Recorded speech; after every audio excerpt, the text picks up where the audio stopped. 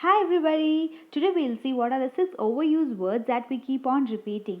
So, what are those words? First one also, second one said, third one therefore, fourth one including, fifth one interesting, sixth one there is, there are. So, I'll explain you how you can replace these words with some other interesting words. Okay? So, if you are interested in this topic, please continue watching.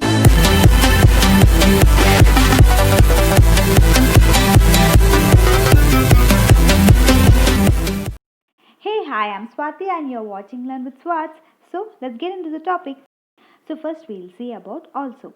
Also is a great linking word, right? But when you overuse it on every sentences, it will stand out. Luckily, there are other words you can use it in its place, such as in addition, in additionally, or furthermore, as well as, moreover. You can replace the word also with these words.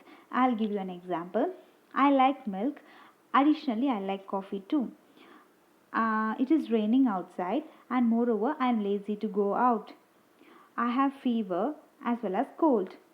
So, when you are more specific, you can use likewise, for instance, for linking similar words. For contrast things, you can use while, however. So, you can replace also with all these words. Okay. And the next one is said. If you're quoting several sources, you might find yourself saying said or says a lot. So, to prevent repetition, you can use these words, that is, claimed, stated, declared, argued, suggested, explained. Keep in mind that some of these words are specific to particular situation. For example, it would only make sense to use argued if the person quoted is arguing something. And also make a note that repeating said is always not a problem. In fact, most fiction writers suggest sticking to said or says always, because using too many synonyms will cause distraction when you write an essay or when you write a story. Okay. The next one is therefore. We use therefore to show that something is a result of something else. But since when you are writing an essay, it needs lot of links and conclusions, you can use these words. So that is as a result, consequently, accordingly, thus, hence, for that reason. So you can use these words instead of therefore.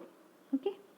The next one is including. If you are introducing an example of something that has previously been mentioned, you might use the word including. I know many words, including so and so.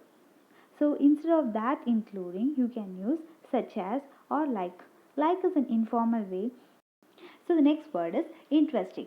Interesting itself is interesting, right? But when you write an essay about an interesting trip or an interesting moment, the word interesting itself will get bored when it is overused.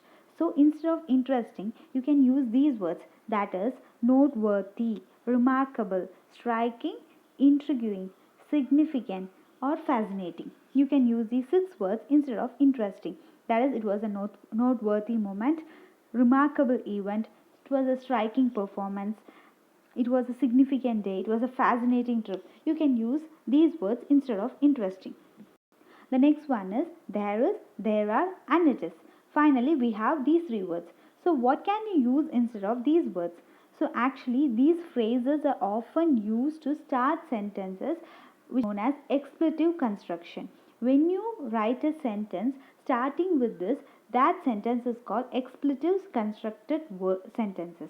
So, which means the subject comes after the verb. For instance, there are many problems we may encounter. We is actually the subject and are is the main verb. So what happens here? Subject comes after the main verb. So you can avoid this to make a standard sentence. By doing this, we can also make our writing more concise. That is how you can change the sentences. We may encounter many problems. That is enough. There are many problems we may encounter. Instead of this big sentence, you can write we may encounter many problems. So that's all for today. Hope you all understood, and please make a note of it. Okay, so let's meet tomorrow with some other topic, and if you like the video, please give a thumbs up and subscribe. Thank you. Bye bye.